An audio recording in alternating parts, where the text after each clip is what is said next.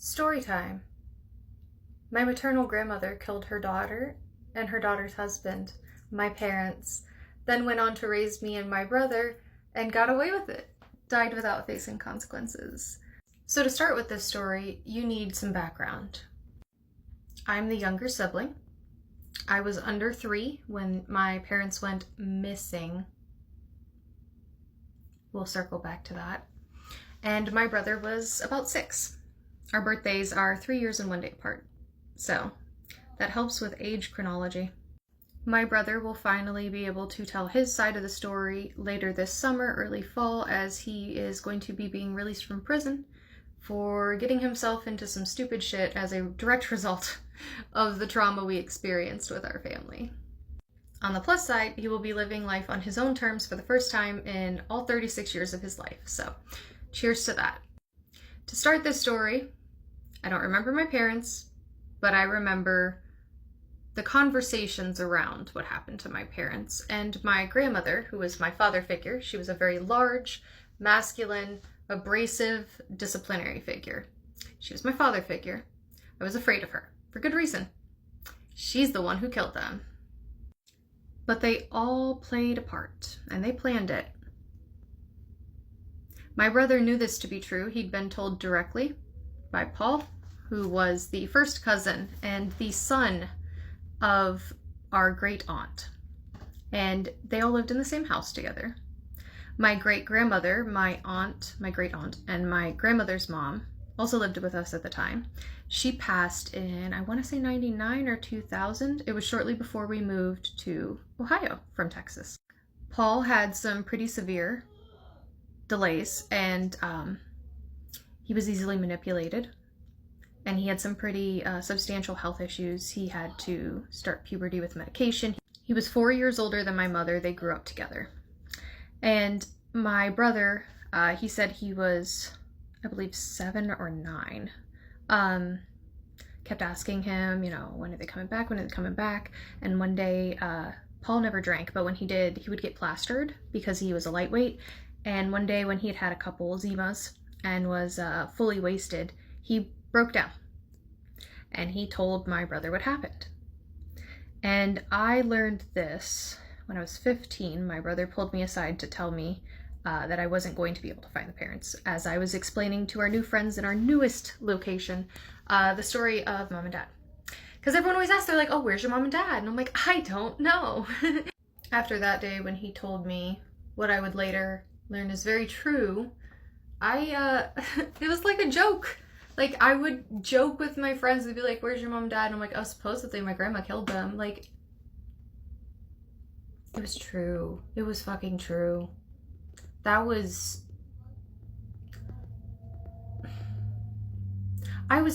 more shocked, I think, that it was true than that it happened in the first place. Because, like, I joked about it so much, it seemed far-fetched. It didn't seem like a real story. And, like, my grandma was, like, hella abusive and sucked. So I was like, it's funny because, like, she would totally do that. But I really didn't think they'd get away with it. And the only reason they did was the Oklahoma City bombings happened, like, 10-ish days. I believe it was 10, actually, after my parents' bodies were found. And they were found, like, about 3 weeks after they would have been deceased. So they were unidentifiable, and so it would have required public attention, because DNA wasn't, like, really used back then, for people to be like, hey, I know who that is, and it was in a different state, and there was a lot of distractions at the time for that case. There was their own tragedies, They got lucky that their atrocity was so small in comparison. That is what happened. Yes, both me and my brother told the detectives exactly what we had been told. My brother had more information, including, like, exact addresses and the amount of time that he spent there, like, going back to, like, when he was, like, 2. My brother has a really good memory. I do not. He took it all. I didn't get none. And so he was able to give the detectives such concise information that when they came to meet with me later that day, After they spoke to my brother, after they spoke to me the first time when they collected my DNA, they're like, yeah, we think this is what happened. Unfortunately, there's no weapon. There's no physical evidence to tie who did it to who. The house we lived in at the time has since burnt down on accident by my relative.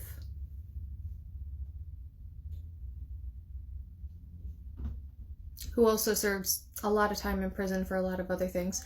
We don't know where the vehicle went. I have a picture of it. It was my mom and dad's vehicle. No one knows where the gun went. We'll never find that gun.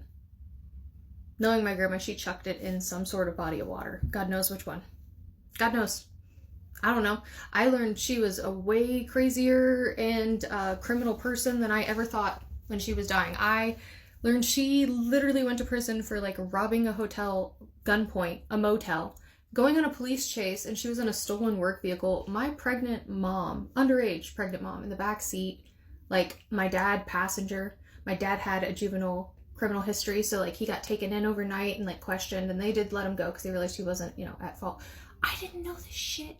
Nobody told me my grandma was a fucking armed robber with like Grand Theft Auto and evading arrest. What the fuck? And I knew she was crazy. I know the things she put me through. No wonder she was so peaceful about her death impending. She felt peace. I respected it. And because she felt so much peace, I kind of thought maybe she didn't do the thing, if I'm being for real. Monsters look like people. When my brother gets out, I do plan to do a long form explanation for both of us, separately and together, because we have two completely different lived experiences and perspectives. And he has memories I don't. But my parents were 21 and 23 years old, and my mom was shot twice. I feel as though she was the second victim. Maybe it wasn't even an intended thing. They hated my dad. They hated my dad. And maybe she was an accident. I don't know. But my grandma was really obsessed with that song. Hold on. You Too, With or Without You. It was literally her favorite song, and like it was like spiritual for her. I have songs like that. I know exactly what she was feeling. But what like freaks me out about it now is like My Tears Ricochet is that's my mom's song. And it is a spiritual experience when I listen to it, especially when I'm alone. That was her morning song. And the last day she was alive and coherent, and I went and saw her, she kept calling me Rachel. She kept telling everyone I was her daughter. I kept correcting her. I was pregnant at the time, by the way.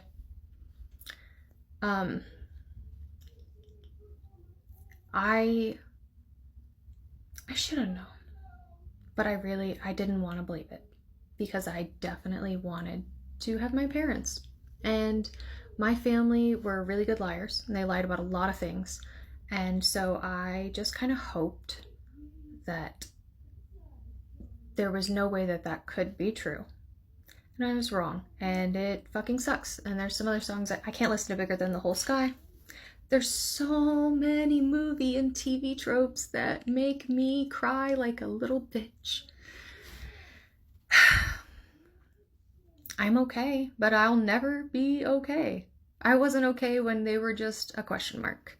I'm certainly not okay when that question mark puts a lot of things that happened at my expense and my brother's expense in a lot more context. I'm not good at just pulling information out of myself without being prompted when it comes to things I actually experience a lot of emotions about. So if anyone has any questions, feel free to ask. I will either answer in a comment if it's short, or I will answer in another video if it's a complex question.